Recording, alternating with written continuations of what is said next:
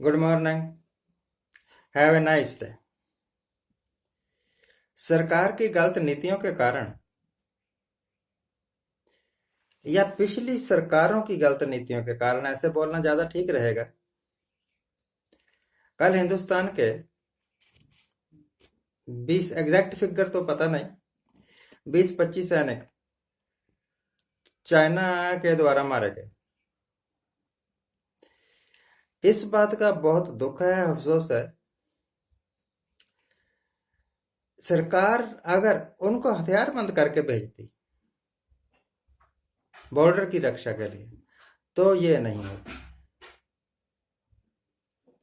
इसमें हमारे सैनिकों का दोष बिल्कुल कम है नहीं, दोष है तो सरकार की बेवकूफाना नीतियों का।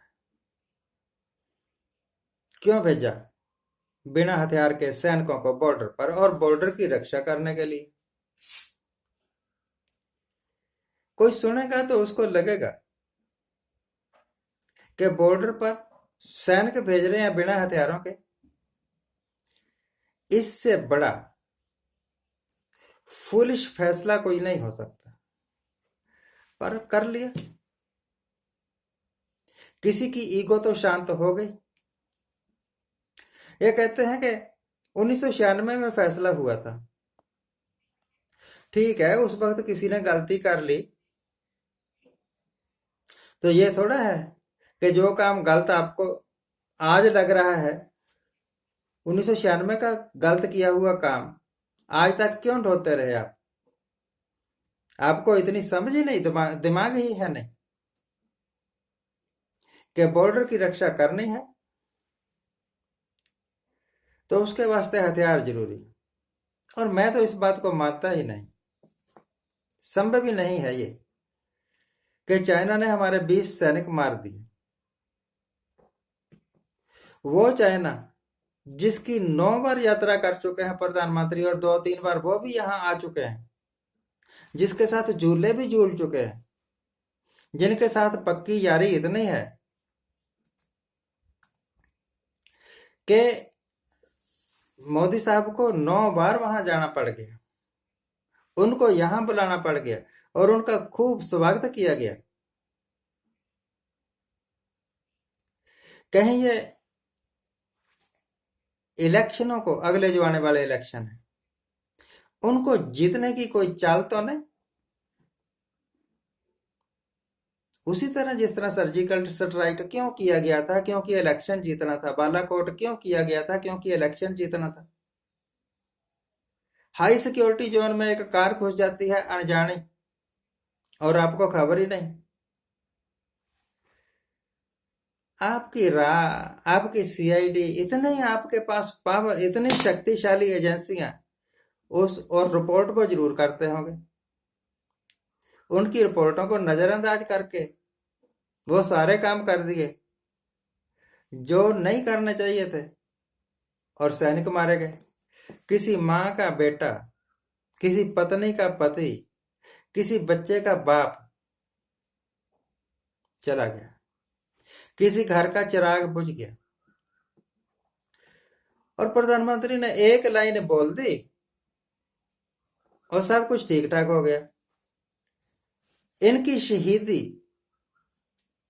सैनिक जो मरे, व्यर्थ नहीं जाएगी। हम बदला लेकर रहेंगे। बदला? कैसा बदला? कैसा बदला? जब ये क्या कहते हैं, कहा करते थे ना कि पाकिस्तानियों ने हमारे 4 मारे हैं, हम 40 मारेंगे। कितनी बार 40 मार लिए और क्यों मार लिया? रिजल्ट क्या निकला? झगड़ा तो वैसे का वैसा ही है, कभी कश्मीर में, कभी पाकिस्तान बॉर्डर पर, इंडो पाक बॉर्डर पर शेलिंग होती रहती है। कुछ ना कुछ हरकत होती ही रहती है, 2-4 मरते ही रहते हैं। जब डॉक्टर मनमोहन सिंह की सरकार थी तो ये कहा करते थे अगर हम होते तो ये नहीं होता। अब तो आप हैं, अब क्यों हो रहा है? पाकिस्तान एक छोटा मुल्क है, उसके ऊपर आप पता नहीं स्पॉन्सर्ड प्रोग्राम था, सर्जिकल स्ट्राइक कर रहे हैं। यहां क्यों नहीं करते सर्जिकल स्ट्राइक? 60 किलोमीटर अंदर आ गया आपका मामा। एक बार ये कह रहे थे जो हमने एटम बम रखे हुए हैं वो दिवाली पर छोड़ने हैं, तो अब चलाओ, भेजो वहां पर असला, करो चाइना पर अटैक। अगर 67 में, उस वक्त हमारी पूरी तैयारी नहीं थी, अगर 67 में चाइना को मुंह तोड़ जवाब दिया जा सकता है तो अब क्यों नहीं दिया जा सकता? हिंदुस्तान की फौज में काबिलियत है, चाहे वो सिख रेजिमेंट हो, चाहे राजपुताना रेजिमेंट, कोई भी हो, वो कुछ भी कर सकते हैं। आप उनको कुछ करने का मौका ही नहीं देते, भेजते हैं बॉर्डर पर निहत्थे। अब वो क्या करें? मरवा दिए खाम खा। इन सैनिकों को मरवाने की जिम्मेवारी सिर्फ और सिर्फ प्रेजेंट गवर्नमेंट की है, जिन्होंने ये फैसला किया कि निहत्थे जाएंगे सैनिक। मामे के घर जा रहे हो मिलने के लिए? मैं पहले बड़ी बार कई एपिसोड में बोल चुका हूं कि चाइना, ये बार बार जाते हैं चाइना के पास, या चाइना वाले इधर आते हैं।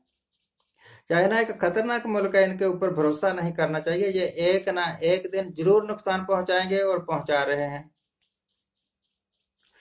मेरी कोई बात गलत नहीं हुई आज तक। मैं I am not a prophet, मैं ईश्वरीय दूत नहीं हूं कि जो कुछ कहूंगा वो सच होगा, परंतु जो कुछ मैंने कहा वो 100% सच हुआ।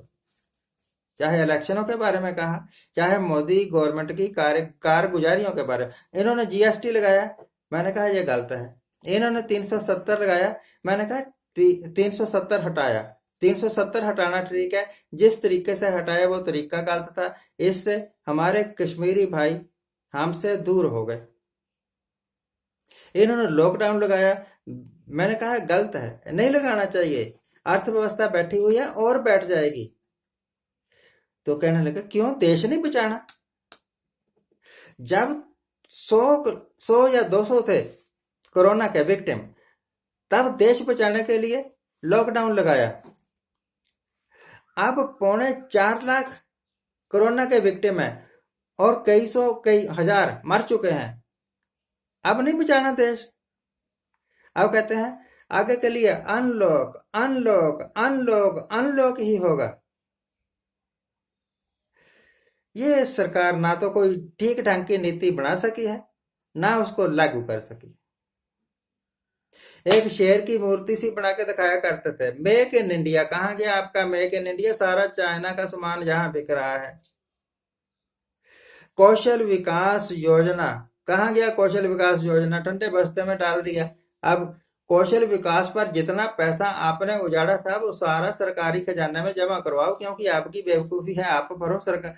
देश क्यों भरे? इतना झूठ बोलते हैं ना ये भगवान। कहते हैं इनके मिनिस्टर बोलते हैं टीवी पर आके सिर्फ 1.5 करोड़ लोग टैक्स देते हैं और कोई टैक्स नहीं देता। अरे भाई, जो एक नमक की थैली भी खरीद रहा है, एक मास्क के डिबिया भी खरीद रहा है, टूथ ब्रश भी खरीद रहा है, एक बनायन या कमीज का कपड़ा भी खरीद रहा है, वो भी टैक्स पेड है, टैक्स दिया जाता है। दवाइयों पर भी टैक्स दिया जाता है। आप कहते हैं टैक्स नहीं। अगर टैक्स नहीं है, आप मोटरसाइकिल खरीदते हैं, आप पेट्रोल डलवाते हैं, तो उसके ऊपर कितना टैक्स है? 20 रुपए का पेट्रोल होता है, 40 रुपए टैक्स लगता है। इतना झूठ बोलने की क्या जरूरत है? आप सीधा कहो कि हम देश का पैसा है, देश की बेहतरी के लिए लगा रहे हैं, अपनी ऐशप्रस्ती में, अपने प्रयोग करने में पैसा उजाड़ रहे हैं। आज के लिए इतना है। आज जिनका जन्मदिन है उनको हैप्पी बर्थडे, आज जिनकी मैरिज एनिवर्सरी है उनको बहुत बहुत शुभकामनाएं। सदा सुखी रहिए, आनंद प्रसन्न रहिए। भगवान करे कि हिंदुस्तान के सचमुच अच्छे दिन आए, कोई अच्छा समझदार लीडर हिंदुस्तान को मिले। Thank you very much, thank you very much.